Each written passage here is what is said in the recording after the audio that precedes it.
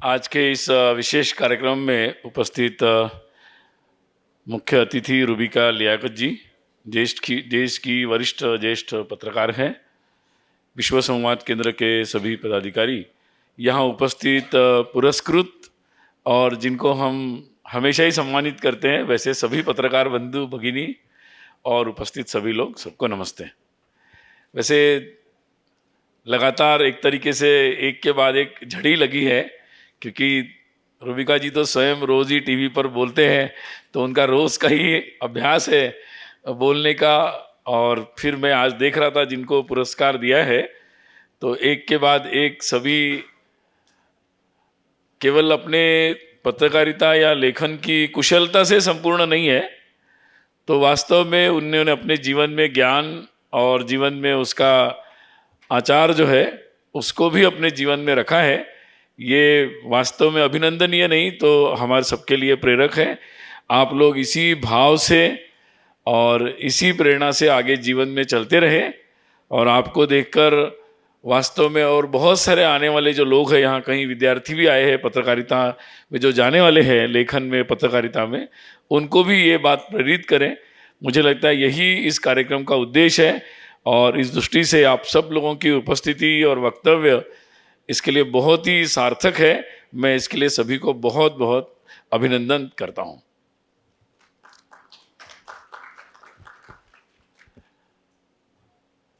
वैसे कहने के लिए क्या कहा जाए, मैं सोच रहा था, क्योंकि जीवन मूल्यों की और सत्य के बारे में काफ़ी कुछ कहा गया है। वैसे नारद मुनि के बारे में हमारे लिए वो श्रद्धेय है, तो उनकी विशेषताएं ये थी कि वो परिस्थिति से प्रभावित नहीं होते थे, और बिना उनकी जितनी कथाएं हमने सुनी, उनका जो चरित्र उससे बनता है, उससे एक बात ध्यान में आती कि वो परिस्थिति से प्रभावित नहीं होते थे, और परिस्थिति से प्रभावित हुए बिना ही अपनी बात को वो आगे बढ़ाते थे। कि जो व्यक्ति परिस्थिति से प्रभावित हो जाता है, मनुष्य है, हम लोग प्रभावित होते हैं, स्वाभाविक है। हम लोग, क्योंकि पत्थर भी प्रभावित होता है, लोहा भी प्रभावित होता है, हम तो मनुष्य हैं, प्रभावित होना स्वाभाविक है। लेकिन कितना और कितने समय और किस से प्रभावित हो, ये बड़ा महत्वपूर्ण है, और मुझे लगता है उसी के लिए तैयारी ज्यादा जरूरी है। क्योंकि अगर मुझे घर में ही बैठना है तब भी मैं बच नहीं सकता। बंद कमरे में ही, बोलते हैं कि बंद कमरा रख दो तो धूल आ जाती है, कहीं ना कहीं कुछ आ ही जाता है। आप कितना भी बंद कर लो, चूहों को आना है तो आ ही जाते हैं, मतलब, और पता नहीं रास्ता ढूंढ ही लेते हैं। तो वैसे भी पानी को जैसा होता है कि वो अपने आप नीचे जाने के लिए कुछ नहीं करना पड़ता है, अगर ऊपर उठाना है तो बड़ा प्रयास करना पड़ता है, मतलब आपको सतत प्रयास करना पड़ता है। तो मुझे लगता है कि ये सत्य बोलना भी, या सत्य के साथ चलना, और गलत बात से प्रभावित नहीं होना, और सच बात से अच्छे से प्रभावित होना। क्योंकि कुछ लोगों के पास ऐसी इम्यूनिटी रहती है, कभी कभी हमें लगता है कि हम अच्छी बात बताएंगे तो बंदा समझ जाएगा, अच्छे उदाहरण देंगे, अच्छी बात समझाएंगे, बड़े अच्छे शब्दों से, उदाहरण से, मतलब अच्छे से समझा देंगे। लेकिन कुछ लोगों की इम्यूनिटी इतनी ज़बरदस्त होती है कि आप कुछ भी अच्छा समझा दो, उनकी समझ में नहीं आता है। लेकिन आप उनको 2 मिनट में उल्टी बात बता दो, उनका दरवाज़ा इतना खुल जाता है कि तुरंत उनको बात समझ में आ जाती है। तो ये, इसलिए मैं कहता हूं कि ये बात कभी कभी आसान लगती है, और हम लोग समाज में कभी कभी बड़ी सहज रूप में अपेक्षा कर लेते हैं कि हर एक को ऐसा होना चाहिए कि जो सत्य को ही कहेगा और अच्छे से ही कहेगा, और उसको अच्छी रास्ते से चलना चाहिए। लेकिन ये इतना आसानी से, हम जितने आसानी से अपेक्षा कर लेते हैं, वो उतना आसान नहीं है। अपेक्षा करना खराब नहीं है, अपेक्षा करना अच्छा है। लेकिन अगर हम कोई अपेक्षा करते हैं जैसे हम खाने की अपेक्षा करते हैं कि खाना अच्छा बनना चाहिए, तो बहुत मेहनत करनी पड़ती है। वैसे तो खाना बहुत लोग बनाते हैं, आपने दाल चावल दे दिया, कोई हलवा भी बनाना है तो सारे पदार्थ दे दिए, खाना कोई भी बना देगा। लेकिन बन गया है, आटा तो वही था, सोजी वही थी, घी भी वही था, दूध भी वही था, कढ़ाई भी वही थी, लेकिन स्वाद नहीं आया। ऐसा हो जाता है। आपने वायलिन हाथ में पकड़ लिया तो आपको मतलब बजाना आता है, ऐसा नहीं क्योंकि स्वाद स्वर बिगड़ गया तो बिगड़ गया, मामला पूरा बिगड़ गया। तो ये जीवन में सत्य को पकड़ना और सत्य के साथ चलना, ये भी इतना आसान नहीं है। कब स्वाद बिगड़ जाता है, कब स्वर बिगड़ जाता है, कब नाद चला जाता है, पता ही नहीं चलता है। और इसलिए ये अगर कोई एक व्यक्ति समझता है कि मेरे अकेले कोई, हम ये अपेक्षा कर ले कि ये ऐसा क्यों नहीं है और बैठ जाए, तो ये संभव नहीं है। इसके लिए जिसको सत्य में चलना है उसको तो मेहनत करनी है, लेकिन वो सत्य में चले, अच्छे से चले, इसके लिए आसपास के सारे लोगों को प्रयास करना पड़ता है। सब लोगों को वो गेम खेलना पड़ता है, तब जाके जिस व्यक्ति को जहां खड़े होना है वो वहां से बिल्कुल इधर उधर विचलित ना होते हुए चल सकता है। अच्छा लगता है कोई, आजकल धोनी चल रहा है ना, गावस्कर से शुरू करेंगे तो सचिन वगैरह, अभी धोनी चल रहा है, आजकल सब धोनी चल रहा है। लेकिन एक धोनी तब बनता है जब गली गली में लोग क्रिकेट खेलते हैं, मतलब पूरा देश खेलता है, हर गली में, स्कूल से बच्चों से लेकर बड़ों तक मजा आता है उसमें, सब खेलते कि नहीं ये खेलना अच्छा है, सब खेलते हैं। तब धोनी बनता है, तब सचिन बनता है, तब निकलता है। अब आईआईटी की एग्जाम होती है, कितने लोग प्रयास करते हैं। अभी मैं देखता हूँ हमारे आंध्र प्रदेश, तेलंगाना में वो चैतन्य नारायणा कहाँ है, बच्चे का मतलब जन्म होने से पहले ही उसका हॉस्पिटल ढूंढने से पहले चैतन्य नारायण का एडमिशन सोचते हैं कि कहाँ होगा, बच्चा होगा तो कहाँ होगा, बच्ची हो जाएगी तो उसको यहाँ रखेंगे कि वहाँ रखेंगे। अरे मैंने कहा क्या है ये, तो इतनी मेहनत करते हैं लोग, इतनी मेहनत करते हैं, मतलब हर चीज में लोग मेहनत करते हैं। कोई भी चीज बिना मेहनत से समाज, तब हमें इतने इंजीनियर मिलते हैं, तब इतने आईआईटीएन मिलते हैं, तब हम कुछ कर पाते हैं। पत्रकार बनने के लिए भी लोग बड़ी मेहनत करते हैं, बहुत मेहनत करते हैं, तब बनते हैं पत्रकार। लेकिन ये मेहनत और सारी जो मेहनत करते हैं उसमें एक चीज की मेहनत बहुत जरूरी है, क्योंकि हम चाहते डॉक्टर बने, अच्छा डॉक्टर बने, इंजीनियर बने, अच्छा इंजीनियर बने, पॉलिटिशियन भी बने, अच्छा बने। आजकल सामाजिक कार्यकर्ता के बारे में ही बोलना पड़ता है, सामाजिक कार्यकर्ता बने लेकिन अच्छा सामाजिक कार्यकर्ता बने, जोड़ना पड़ता है। एनजीओ बहुत है, हम देखते रहते हैं, कई बार कई चीजें आती रहती है, तो एनजीओ है, सामाजिक काम अच्छा बने। आजकल मुंबई में मेरा कई बार जाना होता रहता है, पहले भी जाता था, आजकल देखता हूँ तो देखते हैं भाई कई लोग हैं, क्रिएटिव लोग हैं, बड़ा अच्छा क्रिएटिव आर्ट उनके पास है, अच्छा उनको टेक्नोलॉजी आती है, कैमरा चलाना आता है, प्रेजेंटेशन आता है, बड़े मनोरंजक चीज़ें बनाते हैं, बहुत मनोरंजक बनाते हैं, आपको हंसी आती है, अच्छा है, आनंद होता है, आप भाव विभोर हो जाते हैं, अच्छा है। लेकिन भाव सत्य बता रहे, भाव बता रहे, समाज के हित में बता रहे कि नहीं बता रहे। साइंटिस्ट हैं, आजकल बोलते हैं इंडस्ट्री ओरिएंटेड रिसर्च होना चाहिए। अमेरिका ने बहुत कर लिया इंडस्ट्री ओरिएंटेड रिसर्च, अब इंडस्ट्री ओरिएंटेड रिसर्च चाइना भी बहुत कर लिया। अब वो लगे हैं कि भाई ऐसा बना दिया जाए कि दुनिया में कोरोना आ जाए, फिर वैक्सीन भी हम ही बनाए। अब ना कोरोना उनका हमसे तो निपट गया, वो नहीं निपट पा रहे, और वैक्सीन से तो बना ही नहीं पाए, हम लोगों को बनाना पड़ा अपना वैक्सीन। तो महत्व का विषय ये है कि ये सत्य जो है वो एक किसी के कहने से चलेगा नहीं, उसको हर एक, कई परिवार, कई लोग जब अपने अपने जीवन में सत्य का प्रैक्टिस करेंगे। अभी आते आते रूबिका जी से बात हो रही थी तो उनको पूछ रही थी, अभी वो छात्राओं से भी मिली तो उन्हें पूछ रहे थे आप कैसा बोलते हैं। उन्होंने बताया कि हम लोगों के घर से, उन्होंने बताया सबसे महत्वपूर्ण कारण है हमारी परवरिश। उन्होंने कहा परवरिश आपकी कैसी हुई, आपको बचपन से माँ बाप ने क्या बताया, आपको घर में क्या बताया, इससे आपकी परवरिश कैसे हुई, उससे आपकी स्ट्रेंथ बनती है कि आप किसी भी परिस्थिति में गलत चीज से प्रभावित नहीं हुए, सही बात से प्रभावित हुए और आपने सही काम कर दिया। और इसीलिए अगर हम लोग ये अपेक्षा कर रहे हैं कि हम पत्रकारिता के जीवन में अगर सत्य चाहते हैं, तो मुझे लगता है कि सत्य के साथ खड़े होना हमें भी सीखना है, पूरे समाज को सीखना है। क्योंकि सत्य बोलने वाले, कई बार ऐसा होता है ना कि अगर सही बात बोल रहे तो वो चलना भी चाहिए ना। अगर सत्य चलेगा नहीं तो फिर लोग सोचेंगे ये चलता नहीं है, तो फिर लोग भी उसके साथ नहीं चलेंगे। और इसलिए माहौल ऐसा चाहिए कि सत्य चल रहा है। मैं कई बार कहता हूं, कई लोग सोचते हैं कि सब दुनिया खराब हो गई है, अब क्या किया जाए।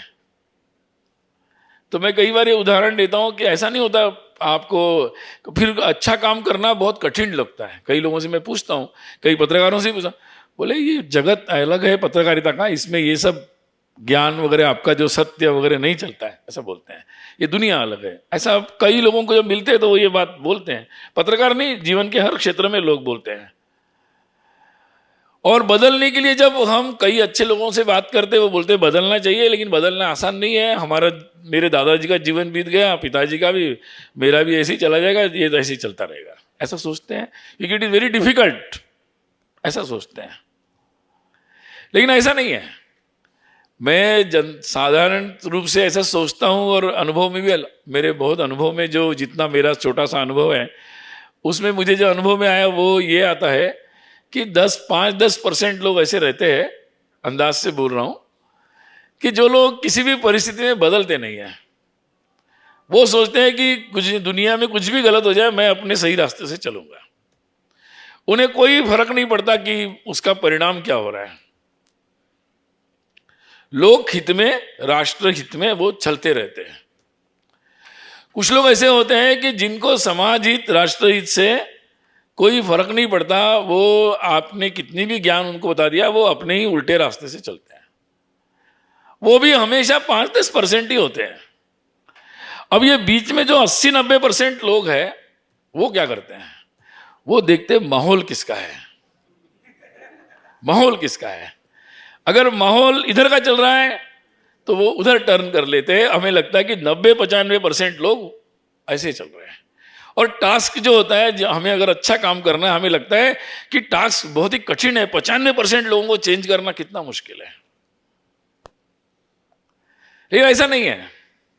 अगर ये 5-10% लोग बढ़िया से काम करते हैं, हिम्मत से काम करते हैं, सतत रूप से काम करते हैं, क्योंकि एक दिन का काम नहीं है, ये कंटिन्यूअस काम है, सतत काम करते हैं, तो अपने आप जो है उनका माहौल देखकर ये 90% लोग यू टर्न मार देते हैं। थोड़ा यू टर्न लंबा होता है, आजकल हाईवेज बड़े लंबे हैं, थोड़ा टाइम लगता है, लेकिन यू टर्न जरूर कर लेते हैं। और जब यू टर्न करते हैं तो लगता है कि अरे अचानक कैसे ये इधर 95% हो गए। लोग आश्चर्यचकित होकर ऐसे देखने लगते हैं। बट ये प्रक्रिया बिल्कुल ऐसी ही है। और इसीलिए ये पुरस्कार इसीलिए ऐसे दिए जाते हैं, या ऐसे ऐसे कार्य इसलिए किए जाते हैं, ताकि जो 5-7%, 8 लोग खड़े हैं, वो बड़ी हिम्मत से खड़े हो जाए, और बाकी 90% लोगों को ये लगे कि भाई माहौल इनका चल रहा है, इनका माहौल चल रहा है, तो इनके साथ चलने में ही अच्छा है, यही दुनिया की रीत है, मतलब इसी से चलना पड़ेगा।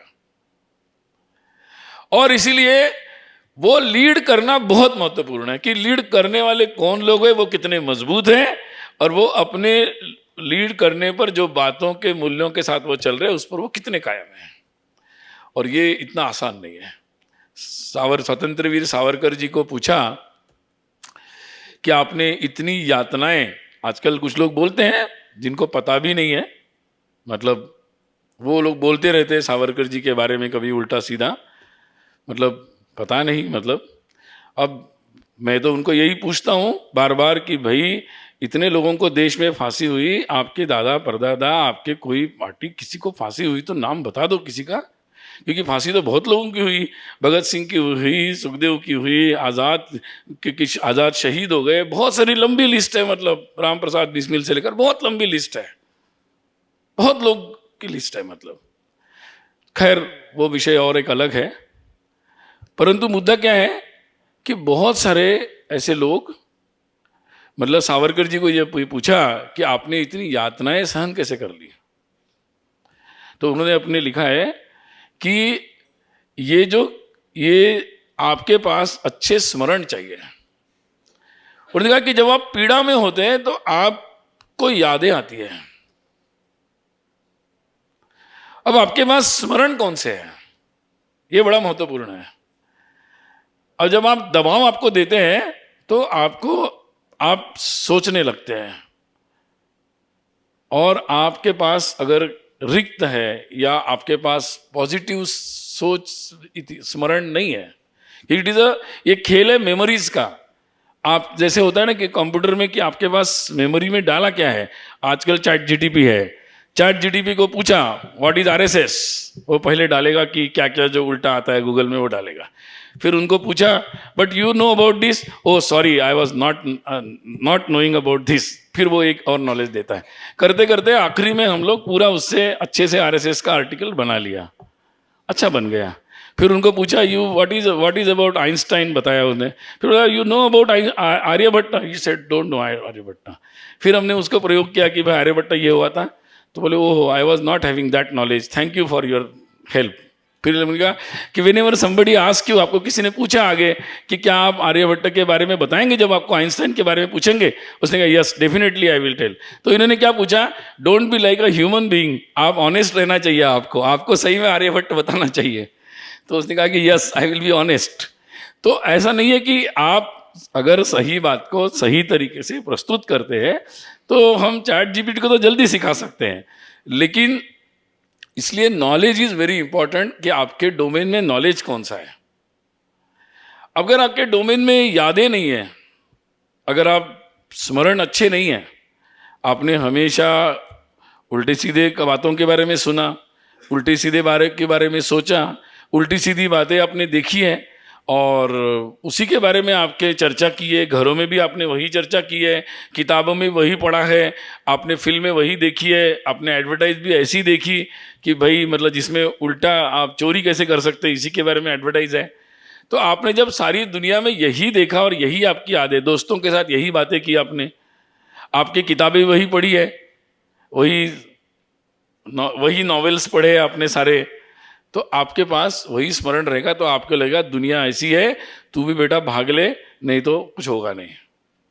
लेकिन आपने पढ़ा है आपने कि ऐसे ऐसे महापुरुष वीर लोगों के बारे में पढ़ा है, आपने ऐसे वैज्ञानिकों के बारे में पढ़ा है कि कैसे कैसे वो वैज्ञानिक थे और ऋषि के रूप में ही वो काम करते थे।